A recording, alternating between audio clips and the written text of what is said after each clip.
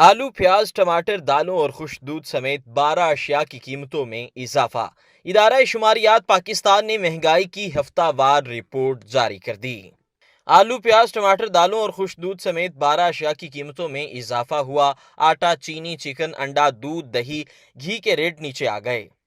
28 अशिया की कीमतों में इस्तेहकाम रहा। 27 अगस्त को इख्तिताम पजीर होने वाले हफ्ते के दौरान महंगाई की शरह 8.39%, जबकि गुज़िश्ता हफ्ते के मुकाबले में ये शरह मनफी 0.14% ज़्यादा रही।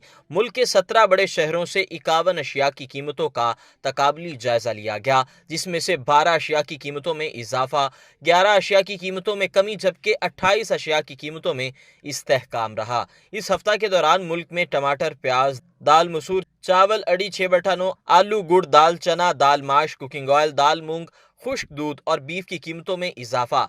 चिकन जिंदा, LPG सिलेंडर, केला, लहसुन, चीनी, आटा, अंडा, दही, दूध, घी, वेजिटेबल घी की कीमतों में कमी, जबकि इलेक्ट्रिक चार्जेस, चाय का कप, चावल बासमती, वॉशिंग सूप, डबल रोटी, मटन, माचिस, बीफ प्लेट, खुर्दनी तेल, दाल प्लेट, आग जलाने वाली लकड़ी, सिगरेट, लॉन, मोटा लट्ठा, नमक, सुर्ख मिर्च, साबन, हाई स्पीड डीजल, पेट्रोल, चाय, एनर्जी सेवर, गंदम, मिट्टी का तेल, सैंडल, चप्पल, गैस चार्जेस, लोकल कॉल की कीमतों में इस्तेहकाम रहा।